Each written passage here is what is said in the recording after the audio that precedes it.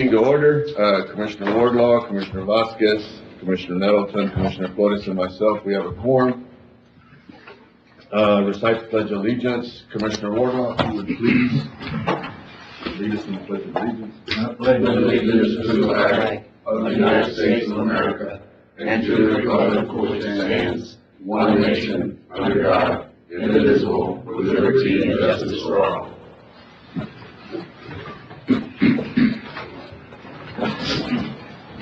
Approving minutes, I didn't get none.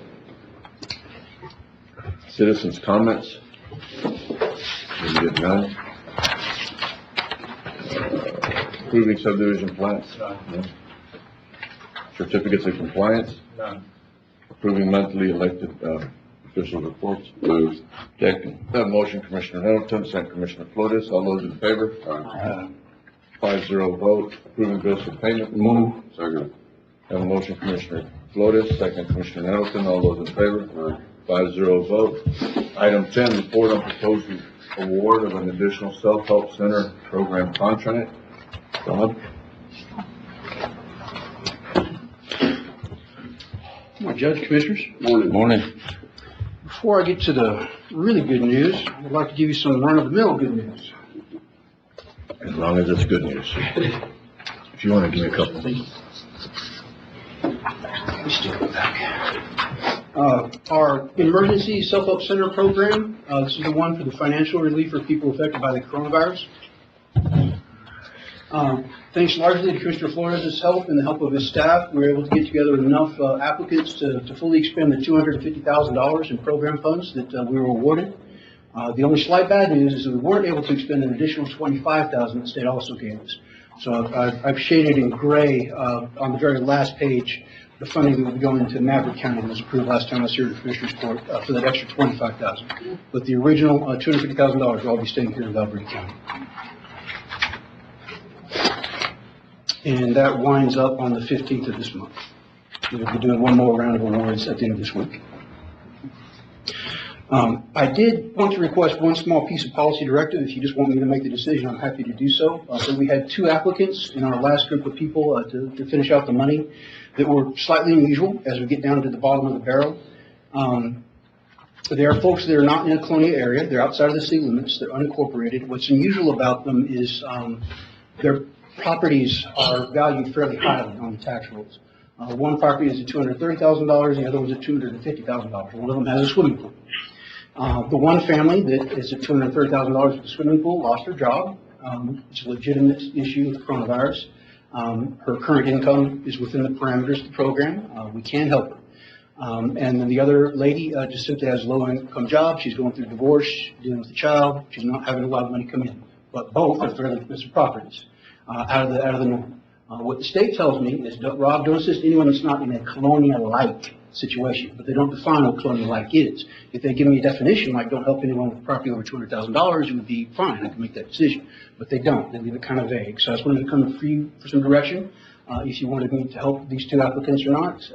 My inclination is to be a little bit more risk-averse and not seek to fund a family that may be perceived to be a little bit more above income than normal. Again, the issue is they're not in a Colonia. Is it a Colonia-like area? Both houses are within a mile as the crow flies from Colonia areas. They're outside of city limits.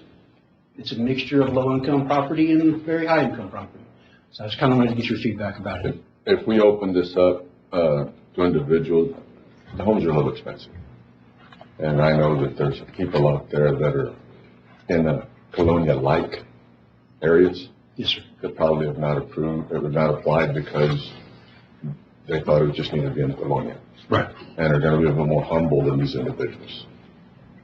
So, I mean, in saying that, you know, we do have a time constraint, but Jesus Christ, I'd rather to use the money with individuals that I hate to say struggling more, but, you know, since you went to the Colonia-like area. Right. That's just my opinion. That was how I saw it as well, but I just felt we're near the end. If we don't serve them, it'll be a Maverick County family that gets assisted instead. So I just wanted. And surely we can't find 2 individuals that we could serve here. I am. Colonia-like area. I'm literally, we did do a lot. I mean, please, I No, hope and nobody's saying $250,000, less than, the average is about $1,300 of assistance per family. So we're talking hundreds of families that we've assisted. So it has been a success. It's just, We have about 14 applications still pending out there at the community center. those should be the ones included on there. We did get the most recent ones. Oh, okay, you did? Yes, sir. Okay. I don't personally have a problem. I know there are people that are struggling, even in, that may be perceived as in better financial shape than others. But judging from what you told us about these individuals, I personally don't have a problem helping them out. I mean, I think the struggle exists even beyond the colonial, and I believe that they deserve to be helped the same as everybody else. If they're in a situation where, in this case, just going through divorce and having to do it, the other one lost their job because of COVID, I understand the perception, but at the end of the day, we're still struggling. And I personally do not have a problem assisting them. It's how much money? Maximum $2,000 per household. I personally don't have an issue assisting them simply because judging from what you're telling me, their circumstances have changed from wherever they were at. They meet all the program requirements except for the colonial-like, the gray area that the state provides us with. They give us some more clear definition. I think we have the opportunity to help some of our local people here. Instead of the money going somewhere else, I think we need to help them. Do we need a motion, Judge? If y'all want, it would clarify it. I'll make a motion to allow you to assist these two families. Second. And before we vote, I'm gonna vote against it. I think, we should go out for individuals that are not and had a $250,000 home, that are having more problems. I understand they're having issues, but there's a hell of a lot more people that have been struggling all their lives and not able to afford a $250,000 home, and now they get help. So, all those in favor? All those against? 3-2 vote. It passes. Item 11. Some more cheery issue. I apologize for the confusing display on that. That actually was just a prelude to what I was hoping to talk. I don't need a motion on the second one, though. It's good news. Are we still in item 10? Yes, sir, I'm sorry. Okay. We have been doing so well with our regular self-incentive program that the state has offered us a bonus $1 million. We normally start a new contract, we're at 90% expended with our current contract. About a year ago, they gave us an extra $500,000, so we're still about a year left on our current contract, and we're about 80% expended on that. So we can expect another regular $1 million minimum contract coming very soon. This is a bonus contract. So I just wanted to bring it for you today and get your input on where you would like to do some work, and what activities you would like to see. I've put in the package just my draft of what I would like to see, which is to work in the same colonials that our current contract is working in, and also basically the same types of activities. Is that this Yes, sir. exhibit? And these are the things that we can use it for? Or, Yes, sir. so like solid waste, related tool libraries, those types of items? Yes, sir. It would So we be, will have funding available for solid waste removal? yes, sir, yes, sir, the same, $8,000 per precinct, if that's what the county would like to do. Yeah, I mean, there's still a need for that. There is, it's tremendous. Beyond that, I think we stick with whatever we've been doing. There's only, If they're gonna open it to colonial-like, I agree with the judge, there are some other people out there that maybe we can start assisting that maybe aren't completely in a colonial, that don't have an expensive house. There is another group of people that if there is availability to help them, I think we should. apologies for any confusion, that colonial-like stuff is only for the emergency. Okay. This regular self-incentive program is just the 17 Basic. state recognized colonials. In the packet, I threw a list of all the 17 colonials that are there. There's no clear-cut winners other than 5 we currently have in the contract.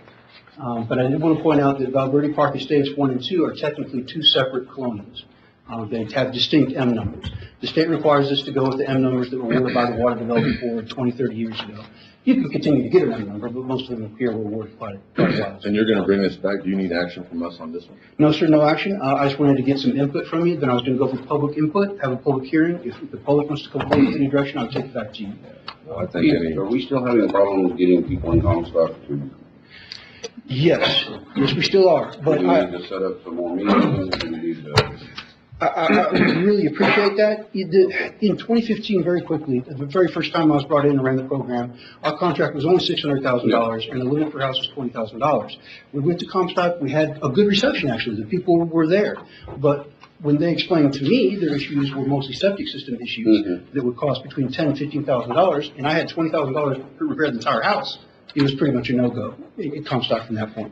Today, we now have a bonus $1 million contract, and our limit is $60,000 with an extra $5,000 in the septic. Well, we can repair some of those. Yes, sir, we can Or completely. we can set up another meeting and start dealing with those issues. Yes, sir. Okay. All right, we'll try to get something set up, let you know when, and we can have a town hall meeting or something like that. Wonderful. When does this contract, become due? Or when do we start receiving funds on this next one? We're supposed to submit it to the state by the end of the month, and they expect to take it to their governing board in July.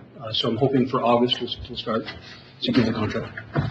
And we still have another regular contract coming up. If anyone wants to change up which colonies are in it, I put in some maps, Mr. Flores. I know that we get a lot of people coming asking for assistance from the Chaparral area, but there's really just 3 state-recognized colonias in Chaparral. And it's not Chaparral, it's 3 little ones. It's Owens 1 and 2 and Payment. And there's just not that many families in there. I think Payment's a little bit bigger than Owens 1 and 2. I don't know if all the maps were included in your package or not. I have some I can pass out as well. How do we change that to Chaparral? How would we, can we do studies, or what do we do? There is a way to amend an M number. The problem with the state is, depending on the swings with regards to what they want to do with colonias, right now they're pretending the colonias don't exist. I mean, they're still funding them. But the state's depository of database on it was at the Attorney General. It was on this old Adobe format that is no longer serviced. It just went blank. So all of a sudden, overnight, no more colonia information, no more databases, stretching back to 30 years ago. We had lots of great information. Now it's just off the state's dashboard with no plans to put it back. So I only say that because there is a way to do it, but now the people just aren't there with any motivation to do it. But in theory, we could consolidate people into an M number, in theory. But I don't know if that would hurt us in the future. If in future colonial funding someone comes around and says, well, Valverde used to have 17 colonies, but now they only have 12. And why we want to help them, so we'll help it out. I mean, I just don't know how future funding may affect that. But as far as our program, it would make sense to Can we consolidate. just add in an additional colony? We could, but if we're adding a bunch of tiny little colonias with M numbers, and again, we're talking about just a few dozen families trying to help, and we can only have 5 in our self-center contract. Well, I think the best way to do it is consolidate everything into one colonia in that area. That'd be best for this program, absolutely. Yeah, but I don't can you know help if us you- with that? To I can start the consolidate it? process, we can submit the applications, it should still be in the Texas Water Development Board, as far as I know. Or even, I mean, both of them touched on something, even if we were just to consolidate and sort of keep, you said 3 on that one side, Payne, and then Owens 1 and 2. So if you were to consolidate Chaparral into Payne, since Payne is sort of surrounds Owens type deal, I mean, would that work versus consolidating all 3 plus Chaparral into 1? Anything would help, because they're just. I'm just saying, we would still end up with 3, but one of them would be bigger, and our count would still be higher. It would be.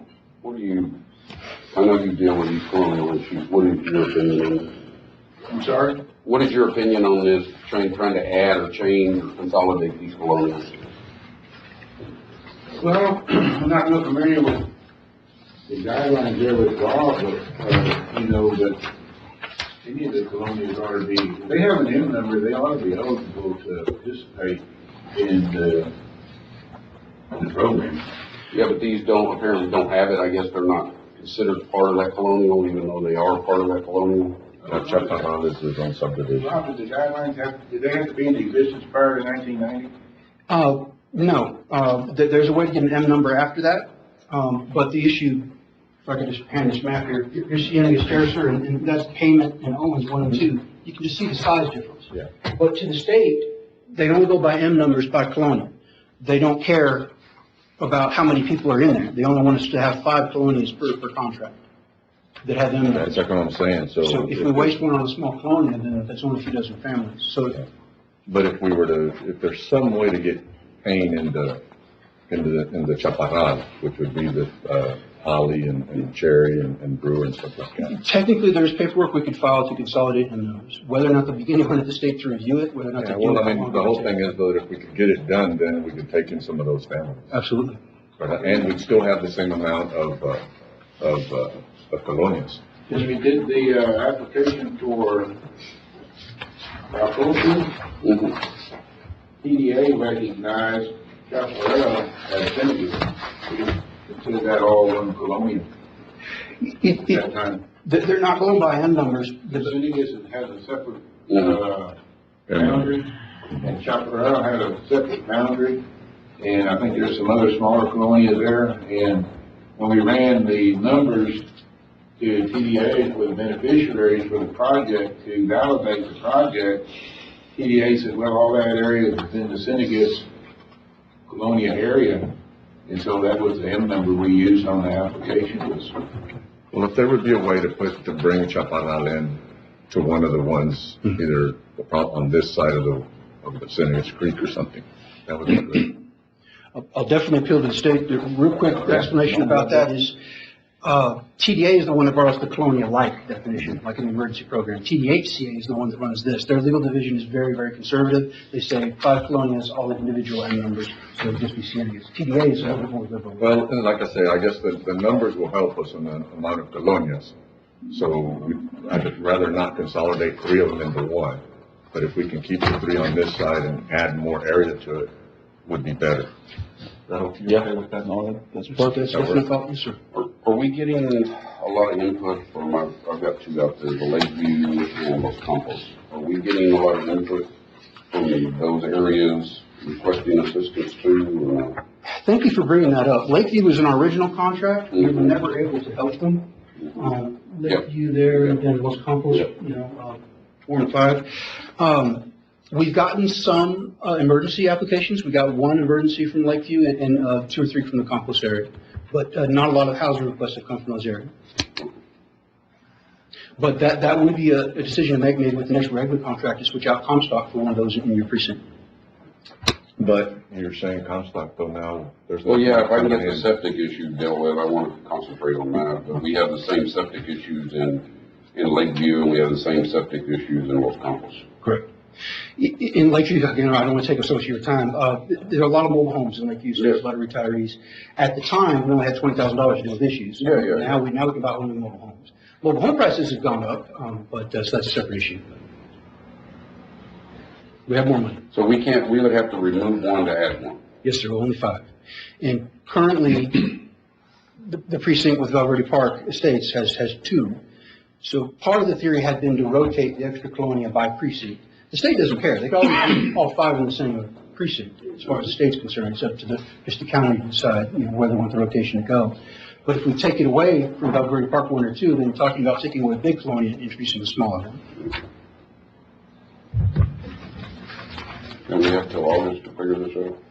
So this is the bonus contract. My suggestion is to keep with our colonies that we're in and the suggested activities, but the next contract, whenever we're at 90% expended, which we should get there quickly, we would be there already, except that the factories that put out manufactured housing units aren't making an Energy Star certified mobile home. They can't get all the components to get the Energy Star certification in the factory. We went out for bids. That would have put us over 90. We could have had 2 contracts, but because the factory can't put out an Energy Star certified mobile home right now, I can't make 90% on our current contract. And you have a colonial in North Canyon? Yeah, there actually is. How does that area qualify as a colonial? You got me, sir. It happened a long time ago. There's also a very interesting one off of Qualia. I believe it should be in precinct 1 called Rio Bravo. Basically an old mobile home park. Yeah, but they've already moved a bunch of those out though. They have. There's nothing there. I haven't been in a while. That was always one that intrigued me. Rio Bravo there. I know that they were putting in sewer lines near to there, and we had a couple people from there come to us asking us for help, and we assisted them with USDA applications to get sewer line connections to city sewer.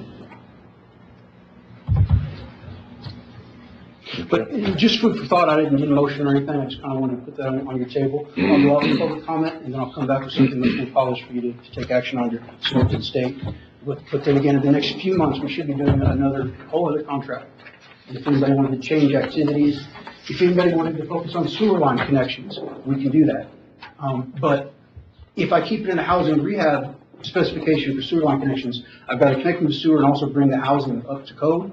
If we just put it in the contract to do sewer line connections, then that's all we have to do. Just if the next contract you want to do some more of those. I mean, I'd like to see us get the sewer systems, especially out in Comstock and these other colonials that I've got, upgraded to where it's in compliance with current law. We can finally do it. Yeah. So probably when it comes back, I'll just start with Comstock and then. Yeah. Rotate out between them. Okay. We've got item 11. You're still have one more. Approval of draw number 23 under SHC contract number 7217013 in the amount of $5,868.66 and authorize county judge and county auditor sign draw number 23, residential rehabilitation draw checklist and the public service draw checklist. Have a motion, Commissioner Nettleton, second by Commissioner Vasquez. All those in favor? 5-0 vote. Thank you, sir. Raquel Rodriguez, county agent, request increase of $2,600 to cover the remainder of travel for the fiscal year. Make a motion to bring it out of contingency and put it in. Second. Have a motion, Commissioner Nettleton, second Commissioner Wardlaw. All those in favor? Aye. 5-0 vote. Item 13, auditor's report. I have to break this up into two different sections. One of them is the auditor's report that we can take a vote on. And the other one, we can bring up the comprehensive annual financial report. And then take it two different Good morning, Judge, Commissioners. Where would you like to start? Just the normal? The normal auditor's report. Okay. Is there any questions on that one? Any questions? I have a motion, Commissioner Nettleton. Second. Commissioner Flores. All those in favor? Aye. 5-0 vote. I think we all have the comprehensive annual financial report. Matt, if you want to walk us through this in a little bit. And I think we actually have our auditors here also. Correct. Mr. Cascos is here, and he will be able to smoothly take you through all of your questions. Smoothly.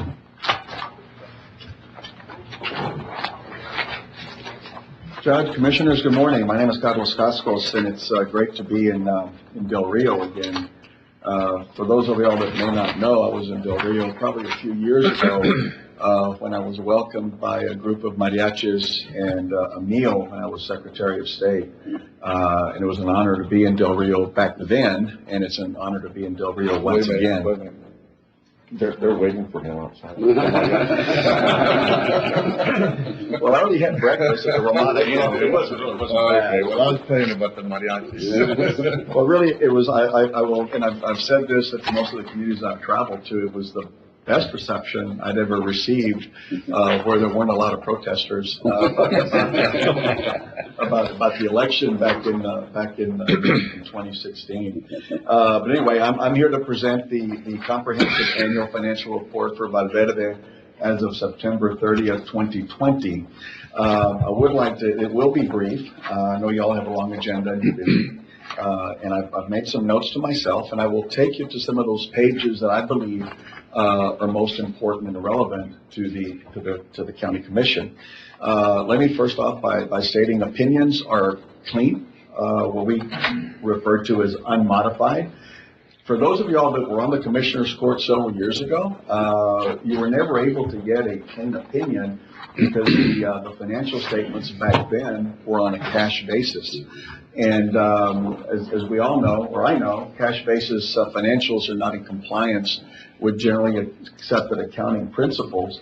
Therefore, even though the numbers were good, the county could never receive an unmodified opinion in accordance with GAAP because of the cash basis. Years ago, the county decided to go, to comply with GAAP and went to the normal, where we book assets, book receivables, book payables, etc., and converted from a cash basis statement to a accrual basis statement, which is in compliance with GAAP. Subject to that, you're able to apply and receive the GFOA certificate, which is the highest recognition that an entity can receive in terms of your financial reporting, and that goes a lot of credit to the administration, to the county commissioner's court, and of course to the auditor's office. I would like to, the opinions that you can refer to are on page 27, 149, and 151. You can read those at your leisure, but in essence, it states that the financial statements are in compliance, are fairly stated, and in our opinion, are fairly stated. The other section, which if the reader wants to look at the financials and kind of look at to see what Valverde has done and what we anticipated doing, is on the management's discussion and analysis, AKA MD&A, and that begins on page 28. There you will see a comparative from the prior year to this year. You'll see some nice colorful graphs. It explains the demographics of Valverde, and that was incorporated several years, many years ago, for the reader to be able to read and try to understand and comprehend the financial statements and place the terminology in layman's terms. I would like to take you, the financial statements do begin on page 25 and footnotes on page 34, supplementary information on page 59. I'd like to focus on the general fund. And we can start by going to page 29. And the reason general fund, because that's where the rubber meets the road. It doesn't include road and bridge, doesn't include special revenue funds. General fund is where most, if not all, of the important activity takes place in a county entity. Your total fund balance is almost at $9 million, 8.9. Your unassigned, which means it's uncommitted, fund balance is at 3.9. I don't think your pages are. No, they're not the same thing. No. Well, I'm looking at them. Let's see. Page 29. This is what I've got in my book. It says balance sheet. Yeah, balance sheet. Correct. So your numbers like this. Let me see what I got here.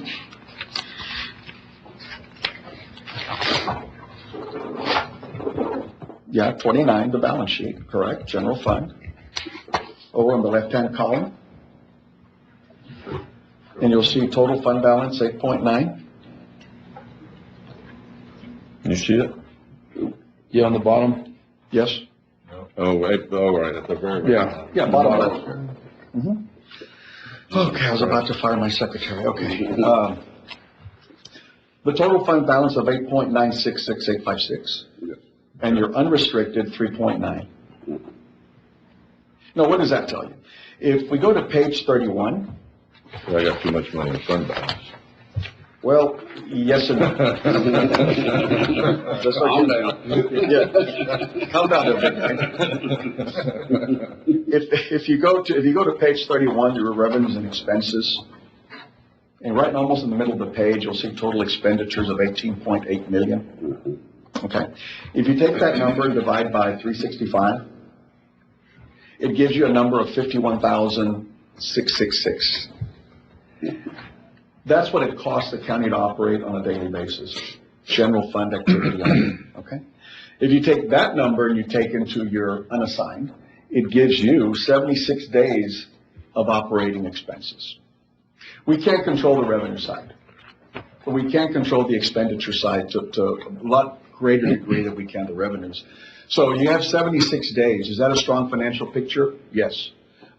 Is it what we would like to see? You're right about 75 days. You know, the optimum to be 75 to 90 days of operations, which means if taxpayers decide not to pay you a dime for whatever reason, all your revenue funding stops for whatever reason, you can still continue to operate the county at the same level for 76 days. Yeah, but if you look at this page, you're currently spending 1.2 million more in revenue, so you're meeting your Correct. your unassigned cash balance, and at that rate, it would take you 3 years to do it. Correct. But this is strictly based on the expenditure side, we're not even counting revenues. And we're going to go to the revenue side right now in a minute, so you can see how well you did on your budgeting. If I can take you to page 59.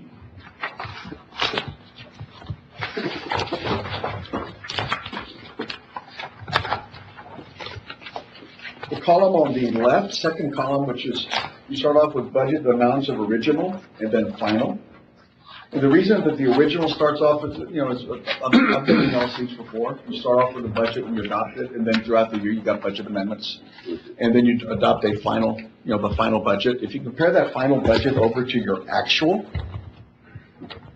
it shows that your revenues came in about $670,000 short of what we budgeted. But on the revenue side, you came in at 3.8 million less. So you spent 3.8 million less on the expenditure side than what y'all budgeted, which increased your fund balance at the end of the day. Another calculation that I like to do is do your cash ready marketable investments less your current liabilities, and then take that number and divide by your 51,000 per day. That gives you 129 days of operations. So essentially, Valverde County, as of September 30th, 2020, is in a fairly strong financial position. I would not deviate from that. I think y'all are on a good pace to do that. Only thing that's running through my mind is I get to spend more money. Well, citizens. As I learned a long time ago, as I learned a long time ago, you gotta learn to count to three. Learned a long time ago. I understand that our revenue increased and our expenditures decreased. Correct. We didn't collect as much, but we ended up Correct. getting it back. Correct. But when you look at the other page, you're still short 1.2 million And that's, in revenues over expenditures, so you're still utilizing, if you can continue that expenditure and say 3.8 million, then it kind of works. But if you can't continue that process, then you have to. well, and obviously the pandemic and the results of it, created a lot of issues for a lot of folks. Yeah, God knows what ours is gonna look like this next quarter. Well, I haven't looked at your 2021, budget or the anticipated budget. But I think if you hold the line on what you're doing, you should be fine. You should be fine. That in essence concludes my presentation. Again, I want to thank, the administration, commissioners, county judge for y'all's, patience. And it really, I've missed, I'm sure like you all have too, the eyeball to eyeball contact. I got a little wary of Zoom calls, even though it kind of benefited me at one point. I had 4 audits to present in one day, and all the way from Laredo to Robstown to Edinburgh and San Benito, and all around the same time. So had it not been for Zoom, I'm not Flash, I would not have been able to have made it. But I think hopefully in time we get back to some kind of normalcy where everybody gets to sit where they're supposed to sit and do these eyeball to eyeball presentations. But that does conclude my presentation to the Commissioner's Court, and I'm open to any questions that you all may have now. Are we going to, Matt, put together an audit committee in the parts that we've always done in the past? He'll take phone calls. He was gonna come down yesterday, but nobody reached out to him, so. On me? Yeah. Yes, I got here, and I appreciate the judge responding as quickly as he did. I didn't know, But we can set up dates for y'all to visit before we go into through this. That needs to happen. yeah, that needs to happen, but we normally have an audit committee that goes through this and deals with all of the issues that we need to do. Yeah, typically the audit committee meets be with the external auditors before the audit takes place. And then, of course, at the closing. So. I'm just wondering. Put together an audit committee right now. We have one in place. Let's We go haven't ahead. met. We have one in place. Let's just go ahead and put one together right now.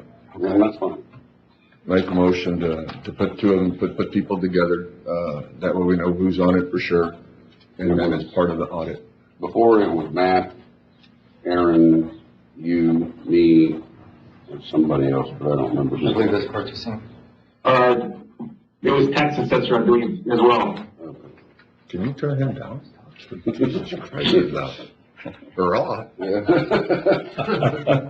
mean, we can change it however y'all want to. Can we get the county attorney involved in this committee to be part of a member, maybe speaker? Oh, okay. The other one, the black one This one? behind it, Oh, okay. those are the ones that are. All right. Jesus Christ, it's all the way out. Okay, it's Matt, Aaron, Judge, Precinct 3, Commissioner Middleton, David, which is our county attorney, and you said also, our tax assessor, is that right? Is that right, Eric? Is that what he said? He said. Yeah, I believe, back in the day, Okay. B was a part of our meeting. Okay. Well, that covered everybody. Is that part of your motion? Yeah. That done? Have a motion, Commissioner Nettleton. Second. Commissioner Flores. All those in favor? Aye. Where's the, part on the discrepancies that we have, that we used to have? Okay, if you're referring to a management letter, there is no management letter because we found no, exceptions based on our testing that required to be reported So everything was to the commission. Well, no, and not everything that we tested was correct and accurate, based on our So there was tests. no issues that needed to be resolved. No, sir, But you need to throw in that last part, based on our testing. based on our testing, that's correct. And what did we test? Well, it's our normal audit procedure. We tested payroll, disbursements, expenditures. We made sure that purchase orders agreed to the invoices. Now, I will tell you this, that a lot of the entities that we've looked at have had issues with purchase orders versus invoices. Normally, it runs requisition, PO, invoice, payment. Because of pandemic and a lot of the emergencies that took place, a lot of entities did not have the time to go and require a purchase order. They had to go buy something fairly quickly. So I've decided to look at that, see if it's reasonable, but not write somebody up because their purchase order was dated 2 or 3 days after the invoice.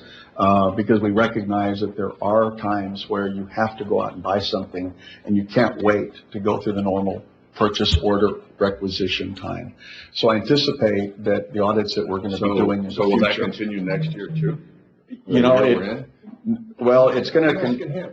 I mean, it's going, well, keep in mind that we're probably through the seriousness of we hope, of the pandemic. So that is going to change.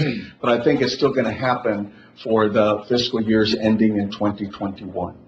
Because the pandemic is just starting to fall out. So you may have some at the beginning of your fiscal year, and as you go through the end, it's going to filter down.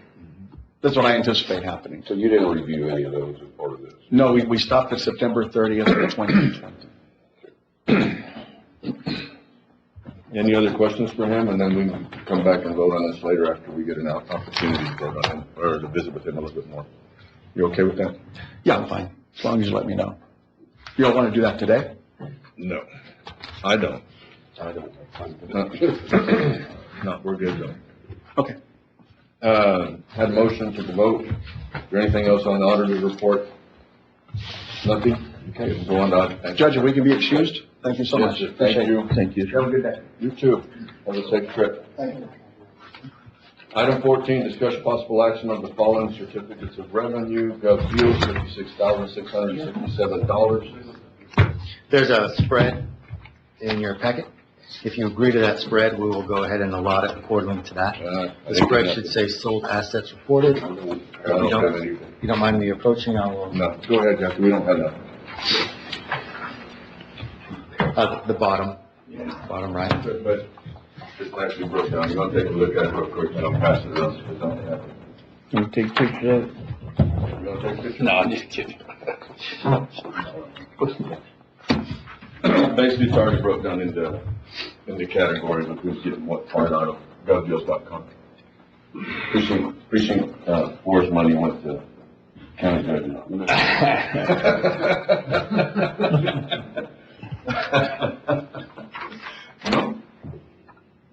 And we need all the tin back also.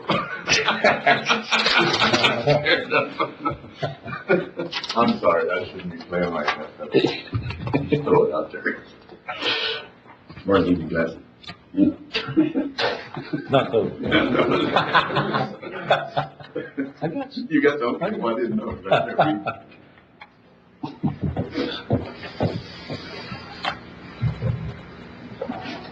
Okay with that? Yes, sir. Motion to approve. Second. Thank you, sir. Motion to approve. That's for all of them? That's Yes. for each- Yeah, that's for the whole 56. Correct. Have a motion, Commissioner Nettleton, second Commissioner Flores. All those in favor? Aye. 5-0 vote. FEMA 4416. Okay. That was, the original was the 75,563. However, we did receive an email yesterday that the additional 93,922.26 is also on its way. Okay. So that would be a total of 169,985. Okay, the FEMA 4416 is part of the precinct 475, 563, that's part of that? Yeah, B and C should be collapsed. Okay. Motion to approve. Second. Okay, so that'll be 169, and that's operating? Is that where we want to put that? Okay, the thing is though, right now, all we have before us is a 75563. Okay, So let's do one at a time, and that one right there, we'll do that one right now. okay, then 93 will come back next Yes. court? Okay. So we have a motion, Commissioner Nettleton, second Commissioner Flores, and the motion would be to approve it and put it into this operating. Is that correct? I have a motion, Commissioner Nettleton, second Commissioner Flores, all those in favor? Aye. 5-0 vote, and if we bring back the other one, Will do. take care of that. TAC precinct 4, $1,952.25. Now, this was an additional, this was due to the one-time hail damage that we had. This was an additional repair. Typically, this should probably go back in the hail damage account. That's where it was paid out of. However, I will. Motion to approve and to help them to. Okay. Second. Have a motion, Commissioner Nettleton, second Commissioner Flores, all those in favor? 5-0 vote. Item 15, Aaron, this isn't a good one. No report. Unfortunately, we didn't get all our statements in. We weren't able to reconcile everything. All right, that'll work. So we'll get it in 2 weeks. All right, presentation resolution, thank you, sir, honoring Ms. Valverde teen pageant, I need a motion for, Motion to approve. Second. have a motion, Commissioner Nettleton, second Commissioner Wardlaw, all those in favor? Aye. 5-0 vote. Discussion possible action on resolution for Dodo cheerleaders on their win at Disney. Motion. Second. Have a motion, Commissioner Nettleton, second Commissioner Flores, all those in favor? 5-0 vote. Item 18, approval of an MOU between TVC Claims Department and Valverde County to enable residents or veterans to promptly, properly, and rightfully obtain federal and state benefits to which they are entitled. Second. Have a motion, Commissioner Nettleton, second Commissioner Flores. And I like when he writes these up, promptly, properly, and rightfully. Right? All those in favor? Right. 5-0 vote. Discussion matters, COVID, rolling right now about vaccines. We still have like 6,000 some odd vaccines. Those are for first doses, and then the remainder of the second doses. He also said on the Johnson & Johnson, I think we had, Jesus Christ. Johnson & Johnson, I think we still had 650. Johnson & Johnson also left to do, it's 5,800, I'm sorry, of the Pfizer, 650 on the Johnson & Johnson. So the Johnson & Johnson, anybody that needs it, they are having clinics, this week. Do we know if they're doing any vaccination for these illegals when they come across? They have not. They have not been doing it. We were told that on the didn't happen on the 8th, or it ain't gonna happen on the 8th, but on the 21st, that probably they would open the port. And correct me if I'm wrong, Sheriff.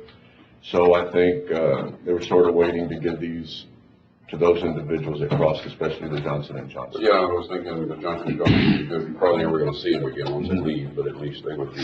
Yeah, but it would be to the people that are in Mexico or that can cross legally and sort of hand those out versus we start handing out, But there's no plan on the federal level to vaccinate the ones they're picking up.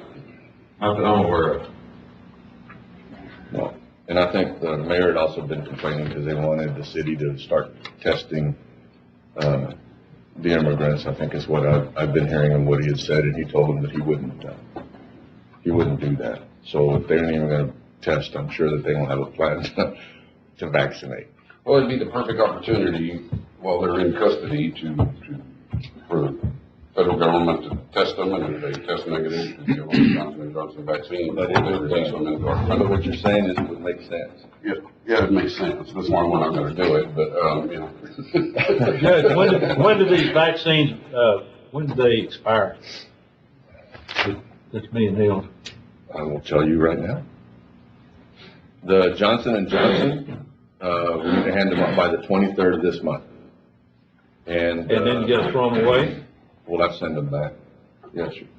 The Pfizer is for the second round. The Pfizer is 12-year-old. for first and second rounds, and they don't expire till the 31st of July. Those are being held for that group at the Yes. school that we're The waiting school, for the second. yeah.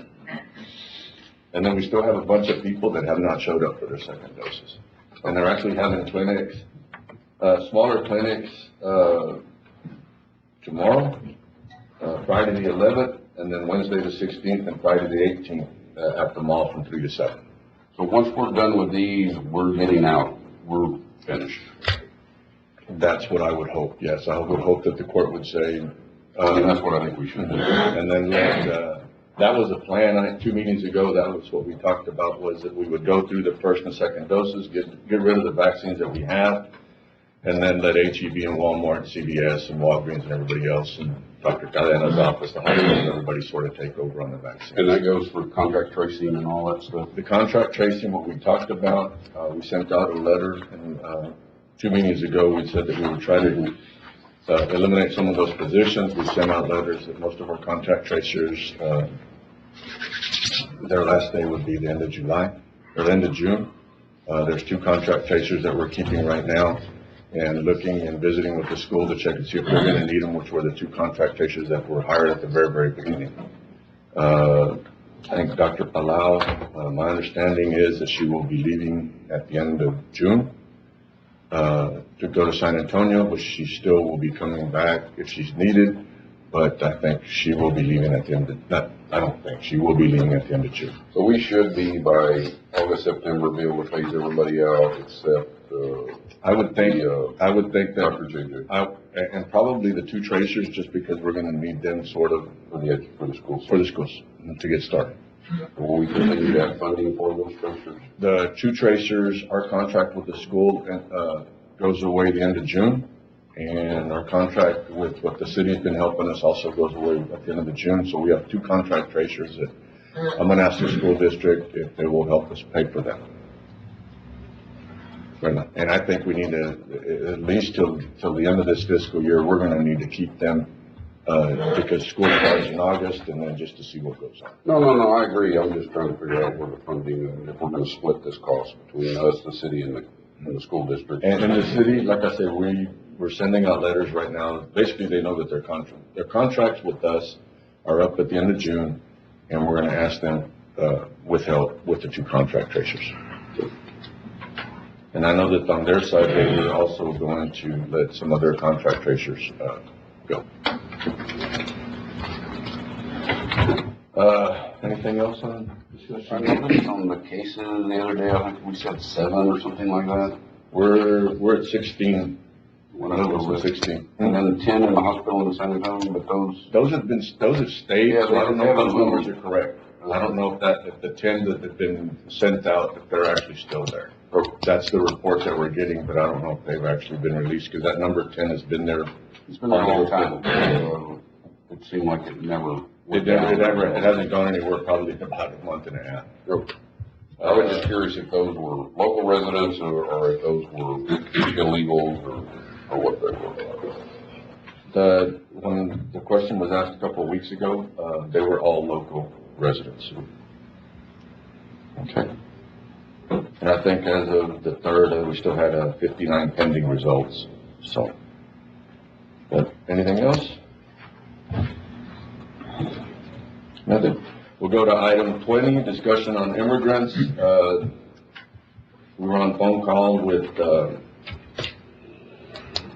different chiefs, Deputy Chief Ortiz, our sector chief, our congressman, on Friday. And they're coming down to do some type of town hall meeting. They're trying to schedule that. They were actually asking for dates from the civic center or from the city to use the civic center. It'll be something like what they did in 2019 when Chief Ortiz got up there and gave us all the numbers and then took questions. Will we handle it the same way, like a joint city council commissioners? Everybody will show up. Yeah, as soon as we get a date, and we'll post it. Also, there is a meeting with the governor at 5 o'clock on Thursday. We did post, or we should have posted, yesterday, a meeting that way in case we show up and there's a quorum, we should be fine. So, we did have another little deal with, at the Grace Community Church. I mean, people have a lot of concerns, and, you know, I sort of think people are just a little bit real apprehensive and scared about what's going on and the amount of people that they see roaming the streets and the ranches. And I think one of the biggest concerns was on Guyler, that you sort of show up with 3 buses to pick people up, and they sort of sit there and wait and ask, where's the bus? Once the buses leave, then now you have another group of people that are being picked up by people that are not Border Patrol. So that's a concern. Hopefully we'll get some answers on Thursday as to, we've been told that there's going to be an announcement, a big announcement by the governor.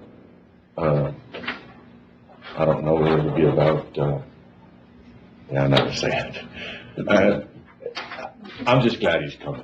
I mean, if nothing else, he's going to, he's going to be down here, and he's hosting this in Val Verde County. So I think it's a big step for us here in the county, to have other sheriffs and other mayors and county judges and citizens, sort of be part of this. But I will say that at the end of the day, I think, we heard a lot. I mean, Commissioner Nettleton, you were there on Friday, and the sheriff, you were there Friday with the individuals that had comments. And I think we're all, everything that they're saying, we're sort of preaching to the choir because we're living it with them. So at the end of the day, if this continues, we know it's going to cost us money. Hopefully the governor will try to set something up to where maybe we can get reimbursed on some of these funds. Commissioner Nettleton, you were there, so. Yeah, I mean, my only comment and concern is I would ask, I know everybody's frustrated and irritated just like the rest of us. I would ask that people don't take this matter into their own hands. Let the system work, even though it's not working well. We do have the governor coming, we have Chief Ortiz coming. We're trying to come up with a plan to deal with this long term. I know how frustrating it is when they're crawling over your fence and banging on your doors and everything else, but please don't take matters into your own hands. We, the judge, the court, city, state, everybody's trying to come up with a solution, and hopefully soon we can come up with something where there won't be hundreds and hundreds of people running around our community. But as of right now, please just, you got an issue with immigrants, call Border Patrol, call somebody, but please don't take matters because it will escalate into something that will become very difficult for us to deal with. And I sort of prepared for questions from Martin because he usually has good questions. So I'm gonna give you some of the stuff that I wrote down. I'm taking a little nap. Some of the stuff that we were sent last week on Sunday, we were told that there would be 91 individuals released not this Sunday before last, and on Monday we had 337. That was the number that was given to me. So between Sunday and Friday of last week, they had released to the NGOs a little over 1,300. That's how come we saw the individuals out on the streets. We were on a phone call on Monday, and basically they were full. The NGO they were just full. I mean, and Tiffany and Sean and them, they're doing a good job. A great job, not a good job, a great job in trying to get transportation for these individuals. Tiffany had actually secured 4 or 5 of the big Greyhound buses for Tuesday. But when you had 337 plus another 189 by lunch on Tuesday, and you're hauling 4 buses at 50 a bus or whatever, you're already behind the 8 ball. But I think, the decision was made on that last bus that Border Patrol was going to send to the NGO, just send them to the stripes. People don't really realize, you have some people that realize how big of a problem it is, even in our own community. But to have them at the Chihuahua Center and then them roaming that area versus having them at stripes and waiting on a bus, I think it was the best decision to have them. We actually took down tents on Wednesday morning that the county put up a tent, and another tent that the county, that doesn't belong to the county, that we took down on Wednesday, because we had people that had walked from the river, and we had people there that were undocumented, completely unprocessed. So they have an amazing communication system. It is unreal. They have their own Facebooks, they have their own, so they are continuing to come. I don't see Sheriff, and correct me if I'm wrong, I don't see a lull in none of this. We were told that on the 21st, that probably Title 42 will go away. So when that happens, you're going to have more people coming across the bridge. And we were told that probably over 300 sitting on the other side to actually come across the bridge and do it legally. So, I mean, we're just going to run into another problem. You have that many people coming across, if they all come across together, we could have a shutdown at the bridge. So this is stuff that we're dealing with. People that don't believe it's a crisis, again, come down. We'll lead you through it and walk you through it, see everything that we're dealing with. And again, I mean, it's just, like I was telling one group on Friday, I appreciate the phone call and everything, but that one group really couldn't help us. I mean, they're not the ones making the decisions. It needs to come from higher up. I mean, it's been broke. It's just getting worse. So on the 21st, that Title 42 will go away. The way it looks today, it will go away. And at that point, we will have more people coming across the bridge than what we've had in the past. So one of the numbers that I'm going to throw out that we were given at the beginning of the month, I think we had 94,000. That's what Chief Scarrow told me had come across since January 1st. And then I heard another number on Friday that we were at 120,000, 119,000. That's since January. Judge, what's expected? What's expected? We're going to continue to have these big numbers. We're having What number is expected? If we're doing this, you figure in 5 months we've had 100, so we'll be over 200,000 before the end of the year if this continues. Which I think last year the number I heard was like 65,000, something like that, all of last year. That's just us. That doesn't include the rest of the border. No, we're on hundreds of thousands, yeah. Brownsville. Yeah, it's just this second. Yeah, that's just this second. And some of those numbers out west are even higher than that, from my understanding. So it's going to continue. And just some of the stuff I think, and I'll get off of this real quick, we need to go on, but some of the stuff that we've heard is, other counties are going to start handing out trespassing and everything else. It sounds like a good idea. I'm not law enforcement, but I personally, when we, I think the comment was, we'll catch the smugglers and we'll put them in jail. If we start handing out trespassing on these ranches and stuff, we have no place to put them. There's not going to be a place to put them. And at the end of the day, do you start reserving space for your smugglers or the guy that's trying to get across your ranch? It's a hard decision to make, but if we had places to put them, and that might be a solution. But in my opinion, which I'm not law enforcement, and we'll support our sheriff on whichever way he wants to run, but I just don't think that would be the answer today, unless we had more funds. So what do you do in a case like that? Martin, I don't know.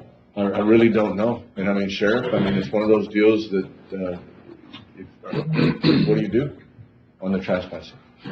Do we start filing? And I know I opened up a can of worms by going there, but this is what we're dealing with every day. So to give you an example, if you have, 90 individuals for criminal trespass, you issue them a citation, or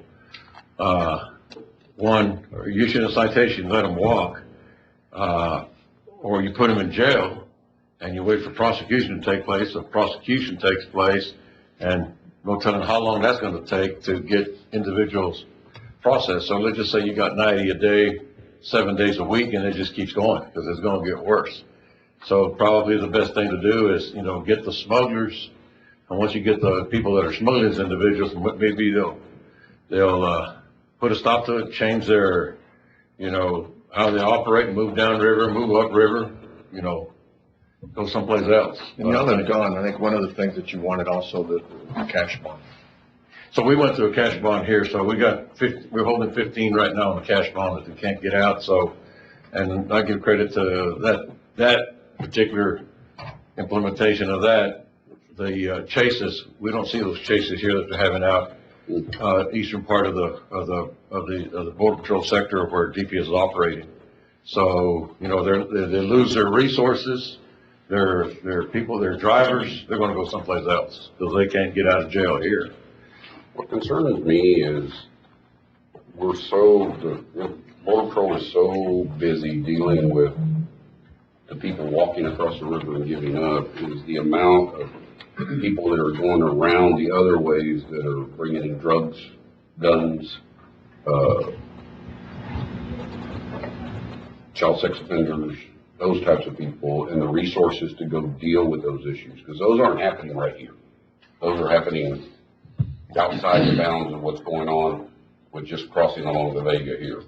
There's a whole bunch of other people that are coming across and using this, which is your cartels and stuff, to bring stuff across the river because they know that law enforcement is so tied up dealing with this other issue that we don't have the resources to go deal with the other issues that are going on. And I think a lot of what you're seeing out on these ranches is more that than this immigration part. It's more the cartels and the guns and the drugs and the other things that are going through out in the more rural type areas. And those are the ones that concern me long term is the amount of those people that are coming in and bringing these, you know, they're criminals. I mean, at the end of the day, they are. And you don't have the resources, Border Patrol doesn't. Nobody has the resources to deal with that issue. And it's rough, rugged terrain. It's hard to get in and deal with them. And long term, I think that's going to become a huge problem as far as, you know, drugs and child trafficking and God knows what else. I understand they're finding backed up with guns and all kinds of stuff as people move along. So there seems to be two parts to this immigration issue. It's not just the family unit issue, it's the other part of this issue. Yeah. Well, there's no doubt that the cartels are using that, you know, it's because it's available to them. But the more we talk about it, the more they see it on media. And, you know, we're telling them that there's an open door. So it's up to us to shut that door, and, you know, we just need to use our resources a little bit better and move them out to those areas. No, I agree. I mean, I just know your resources are tied up. And, so, and I know DPS helps, but we need to relieve Border Patrol and get them moving out to what they used to deal with. So. Yeah. Good. Okay. Any other questions or concerns on discussion on immigrants? We've killed a whole hour. We're only down to number 20. I'm sorry. Item 21, schedule final public hearing for Texas CDBG contract number 7218026 Ridgeline Waterline Project for June 22nd, 2021 at 5:05 p.m. Notice to be posted in English and Spanish at county website, Valverde County Courthouse, Valverde County Community Center.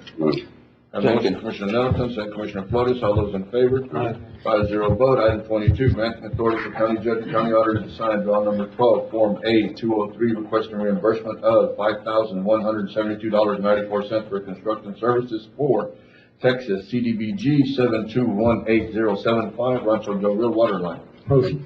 Have a motion, Commissioner Wardlow. Second, Commissioner Vasquez. All those in favor? Aye. 5-0 vote. Item 23, granting authority of county judge and county auditor to sign draw number 1, Form A-203, requesting reimbursement of $22,754.66 for construction and engineering services for Texas CDBG 7220479 Alcoa Field Project. Second. Have a motion, Commissioner Nettleton, second. A motion, Commissioner Nettleton, second, Commissioner Wardlaw. All those in favor? Aye. 5-0 vote. Item 24, approved temporary project signage for Texas CDBG 7220479 Alcoa Field Project. Cost of signage to be reimbursed out of grant. Moved. Second. Have a motion, Commissioner Nettleton, second, Commissioner Flores. All those in favor? Aye. 5-0 vote. Discussion possible action moving $30,000 to should be for Sheriff's Office for building supplies and equipment. They're trying to turn in one of the Sally ports into Sheriff. If you'll give us a bit of information on this.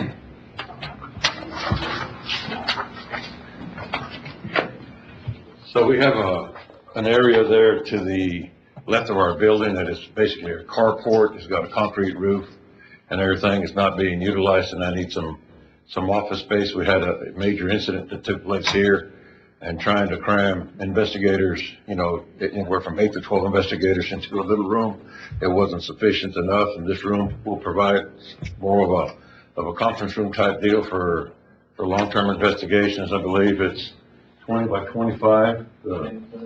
So and it's just for, major investigations. We had people from the FBI, HSI, our folks, and There's just no room there. there's just no room in that. No room there at all. Some of the material, the blocks, precinct 2 has a split face block. He was willing to donate it, but we still need to run a lot of cabling, cameras, after you do the block on the, we need to throw the floor, do the block. We still need to frame inside, sheetrock, insulate, and we're about $30,000 for everything. We do have money still left in contingency, but I think we need to get this thing done. There's also, and I hadn't talked to you about this, but your JPs, where do they magistrate? Could this help be a place for them to magistrate, or not really? Where it's at? Not really, because you'd have to bring the inmate into that area. Yeah, we're still working on trying to get that on the other side, or a second location for them to be able to magistrate. Okay. Are we getting closer to getting these bundles and stuff? We were looking at. Yes. Yes. Yesterday I had a call with Dr. Rios. They were working on paperwork on one of the schools. The other one they have. Would those locations work more long term?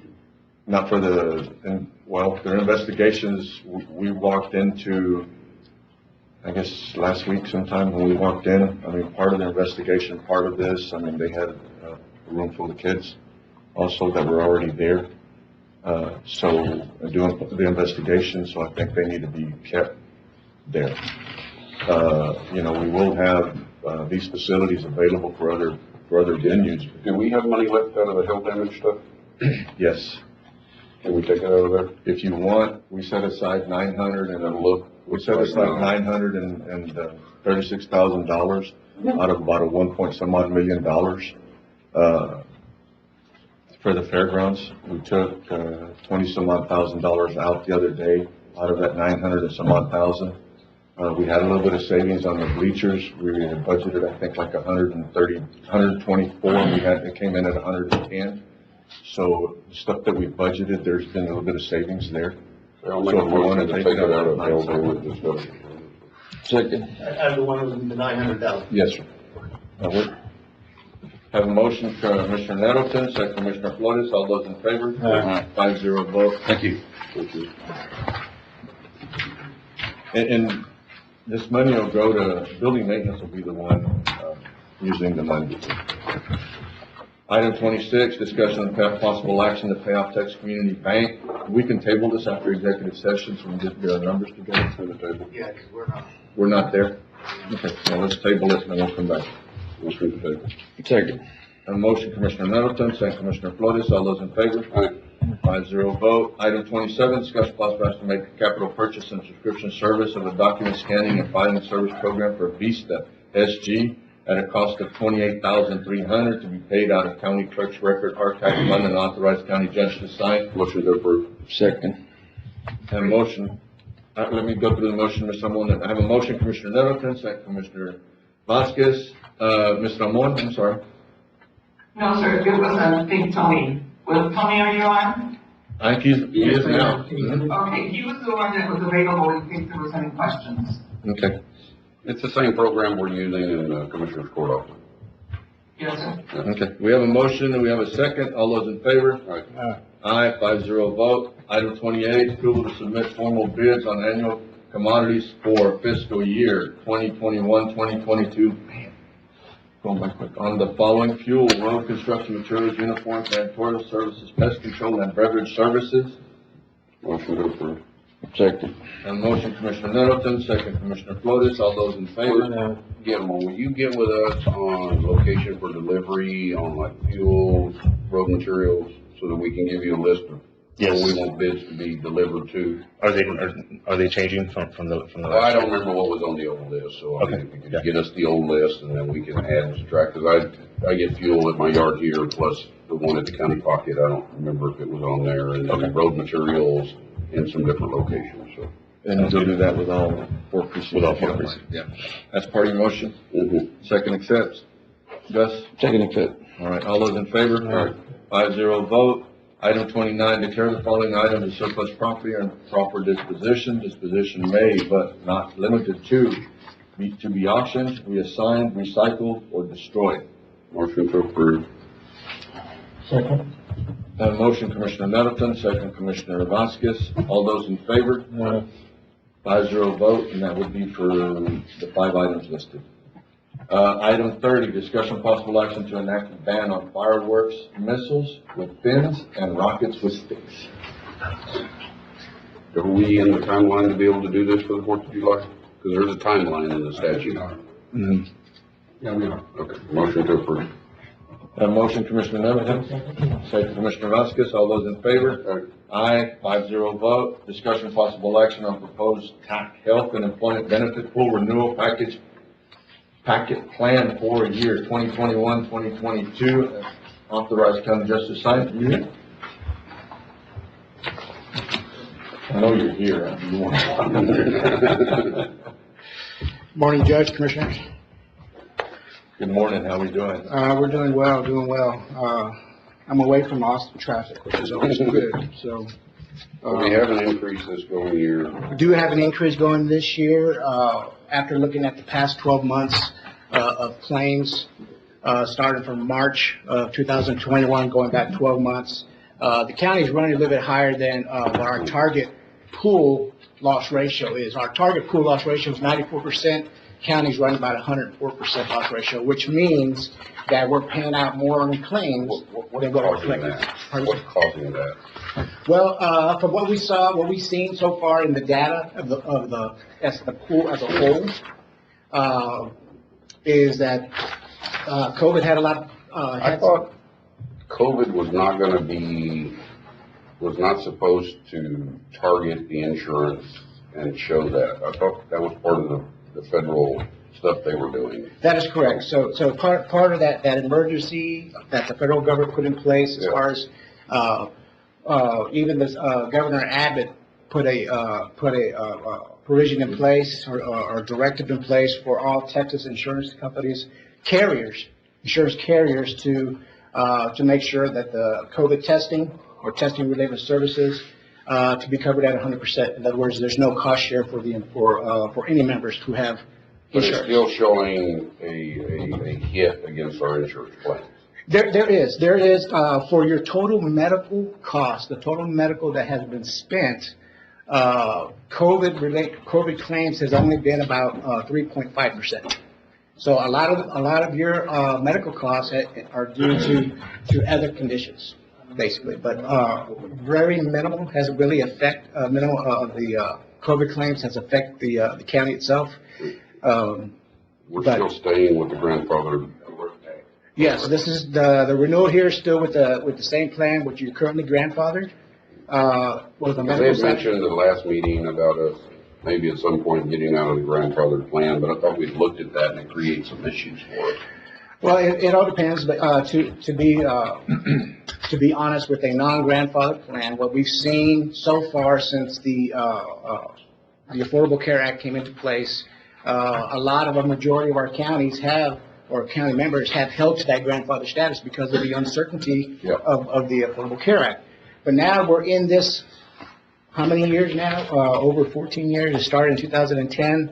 We are in, what year are we in? 2021. Anyways. Yeah, but with the current administration, who knows what's gonna happen. We still don't know what happened, but because of cost. And you're in Valverde County, just to let you know. I know. See what COVID has done, But anyways, blame it on COVID, right? No, I'm just kidding.